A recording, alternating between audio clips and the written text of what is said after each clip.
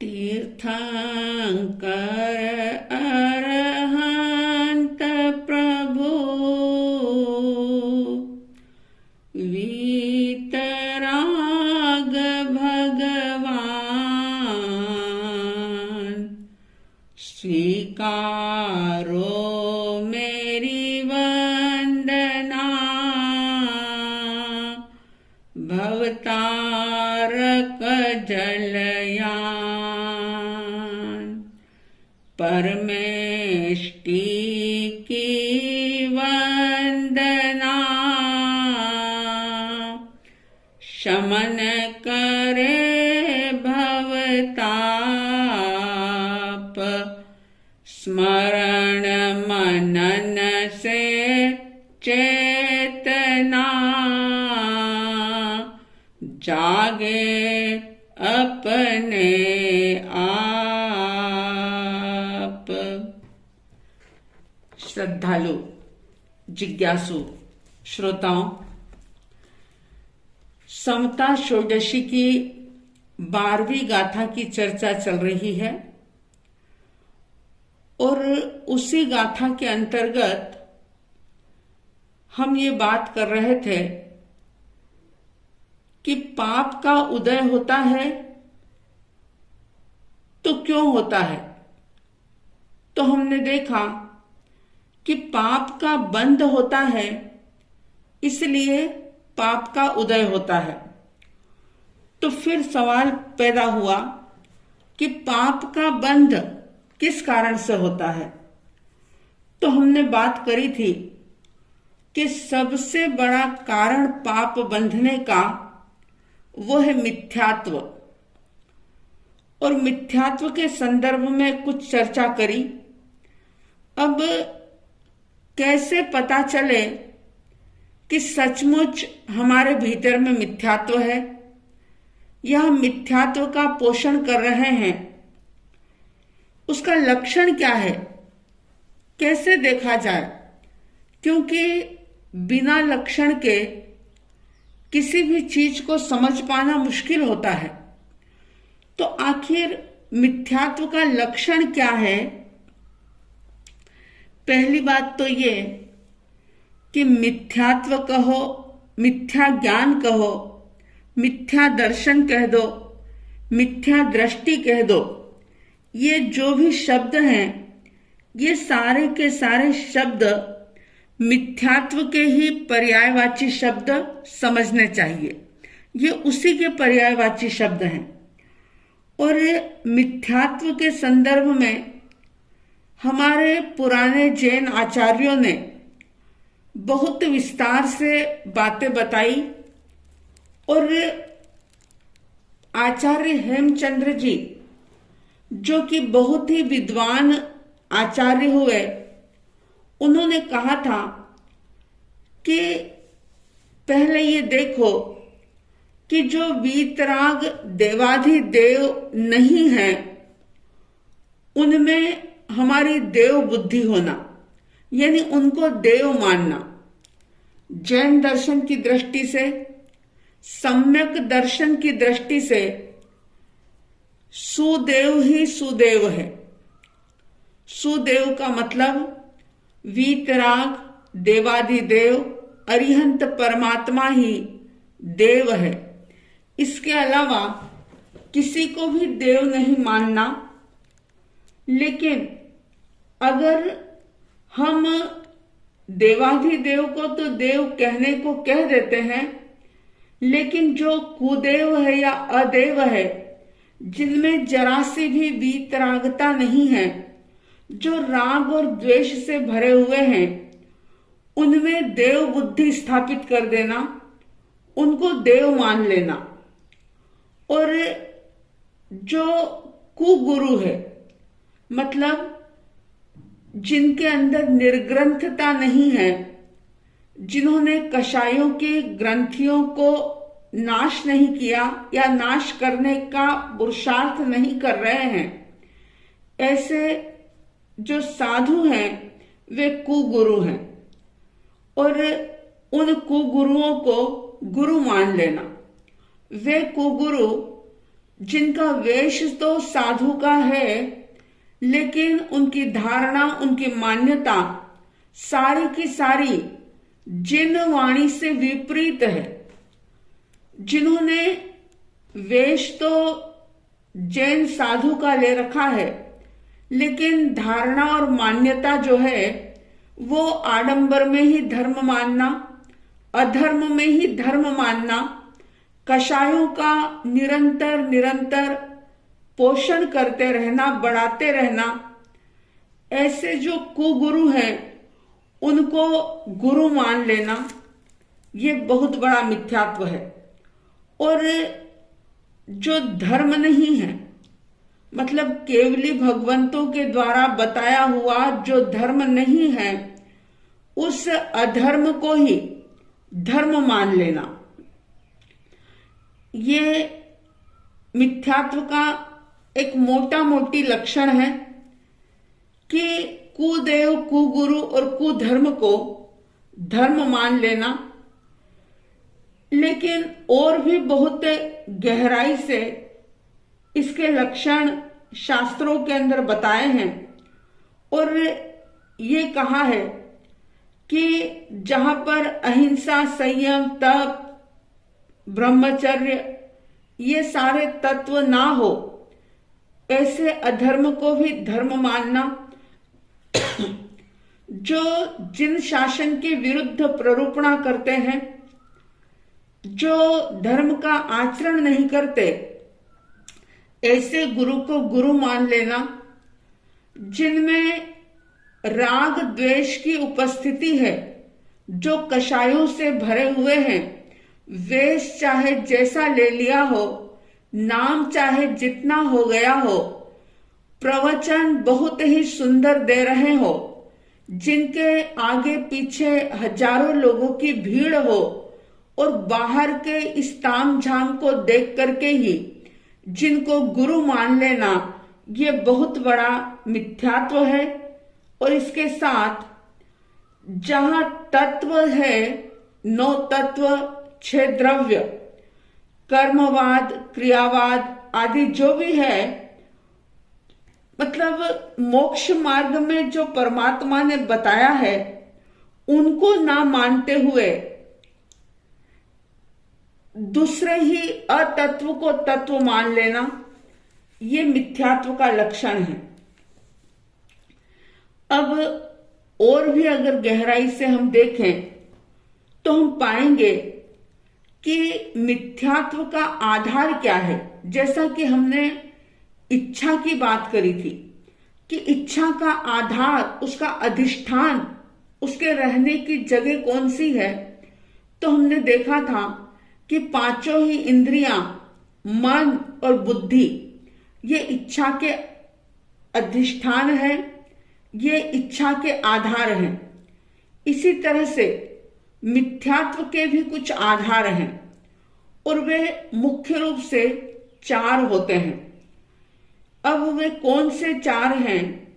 देखिए, सबसे पहली बात कि हर जैन धर्म अवलंबियों को ये बात समझनी चाहिए कि स्व और पर, ये जो 2 शब्द हैं, स्व में खुद आत्मा और पर में आत्मा के अलावा सारी जो भी चीज हैं, जो भी वस्तुएं हैं, जो भी व्यक्ति है, जो भी दूसरे जीव हैं, वे सारे पर में आ जाते हैं। लेकिन जब मिथ्यात्व का उदय होता है तो व्यक्ति स्व और पर दोनों में उसकी एकत्व बुद्धि हो जाती है, यानी पर को अपने आत्मा के स्वभाव से अलग नहीं समझता वो। अब जैसे सबसे पहला पर अगर कोई है तो वो शरीर है। शरीर को ही स्वयं का अस्तित्व मान लेना, उसी में एकत्व बुद्धि रखना, ये बहुत बड़ा मिथ्यात्व का आधार है, मिथ्यात्व का अधिष्ठान है। अगर स्व पर के विवेक के साथ आप शरीर का पोषण करते हैं, अगर शरीर बीमार हुआ है और उस समय में आपकी ये जागृति रहती है कि मैं एक शुद्ध आत्मा हूं, ये शरीर मुझे कुछ समय के लिए मिला है, ये शरीर बीमार हो रहा है, ये शरीर मुझसे भिन्न है, अलग है, और मैं इस बीमारी को जानने देखने वाला एक आत्म द्रव्य हूं।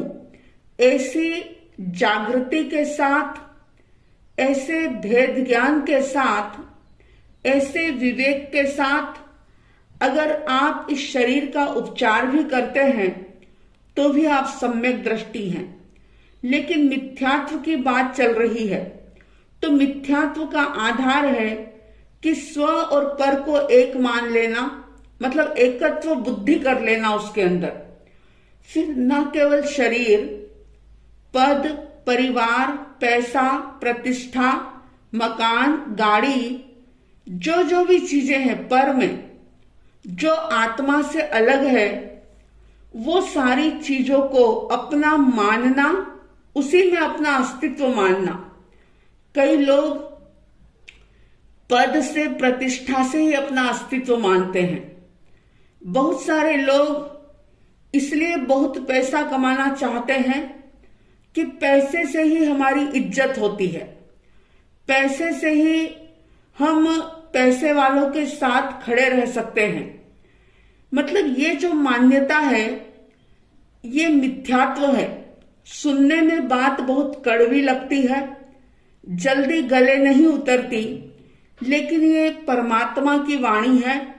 उन्होंने मिथ्यात्व का आधार बताया कि स्व पर में एकत्व बुद्धि करना, और इतना ही नहीं, अहंकार के साथ स्व पर में स्वामित्व बुद्धि को भी करना।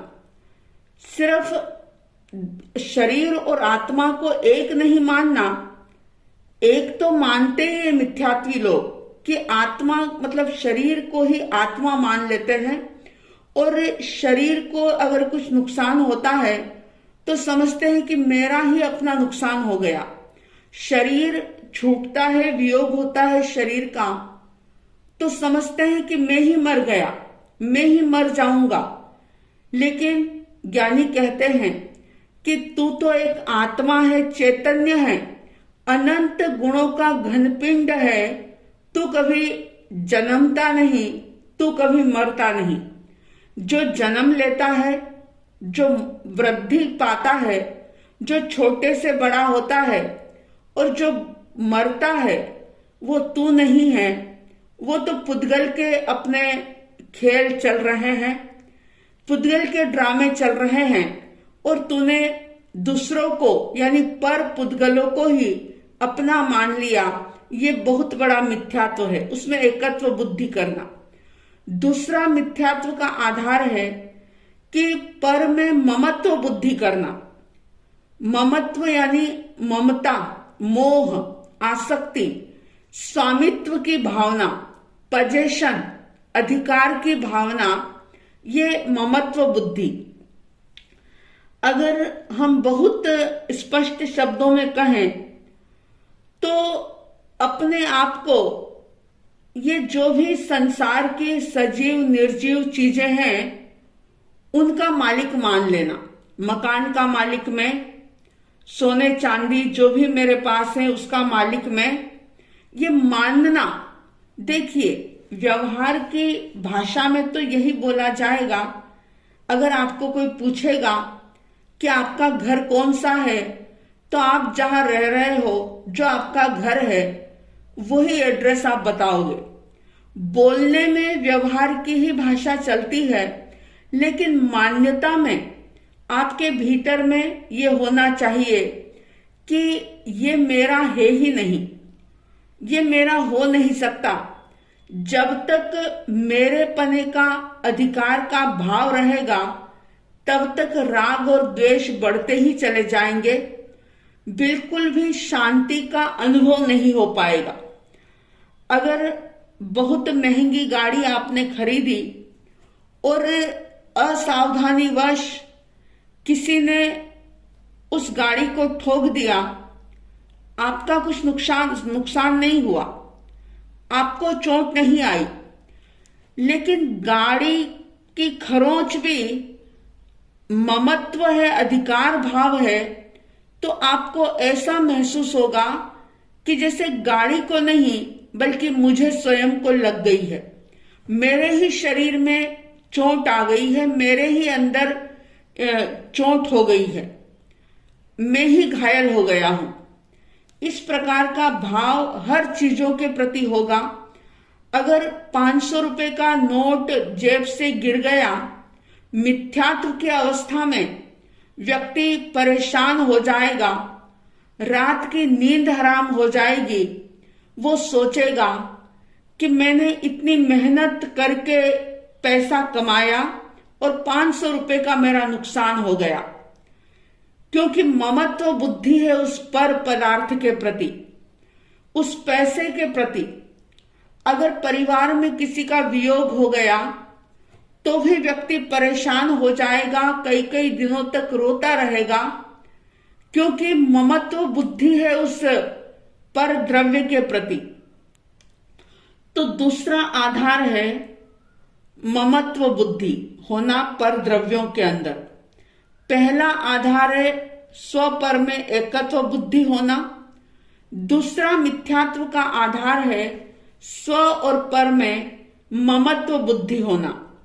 जरा विचार करिए कि किस किस प्रकार से कहां कहां हमने ममत्व कर रखा है, कैसे हम रात दिन परेशान होते रहते हैं और ऐसा दुखी होने की एक ऐसी आदत डाल ली हमने कि अगर खुद के पास कोई दुख नहीं है, कोई परेशानी नहीं है, तो इधर उधर की बातें सुन करके, दूसरों के बारे में सोच करके ही बंदा दुखी और पीड़ित होता रहता है।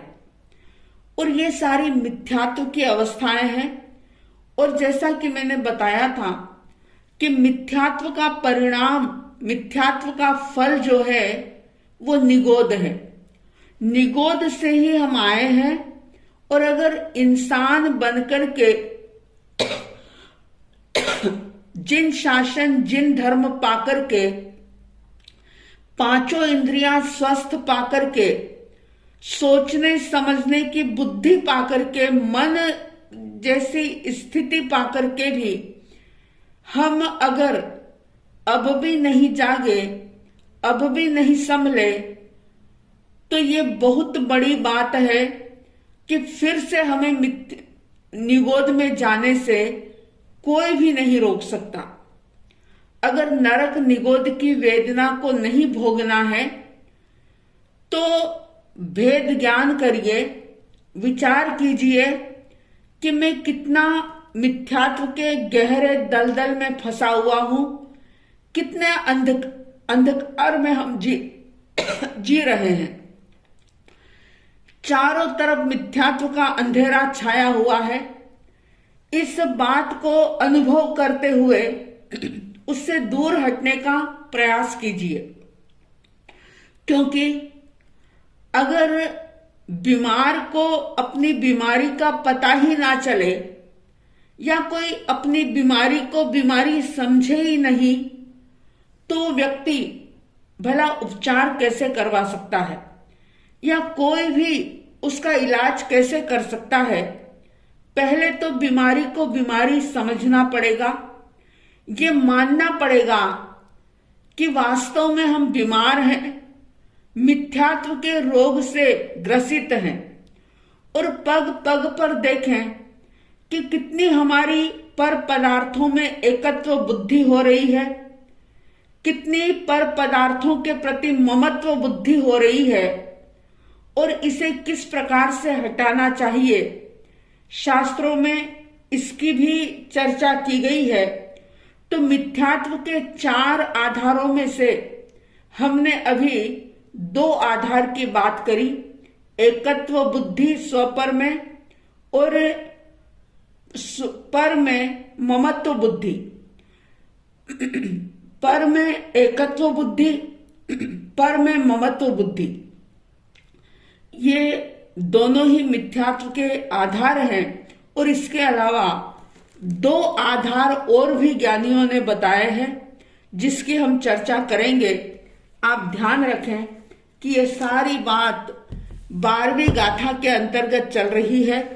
और 12वीं गाथा में कहा गया, पापोदय में चाह व्यर्थ है, नहीं चाहने पर भी हो।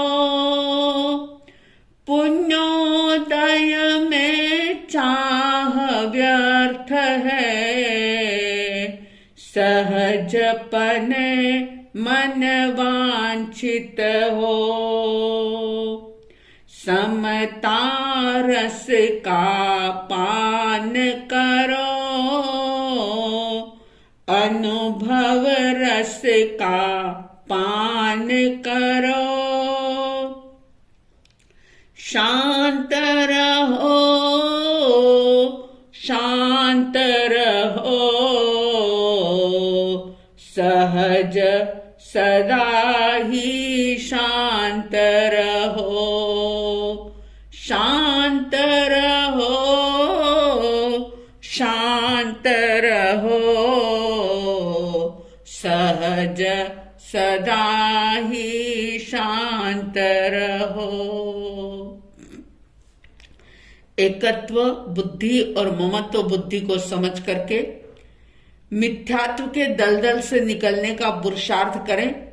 इन्हीं शुभ मंगल भावनाओं के साथ जय प्रभु महावीर, जय गुरु आनंद।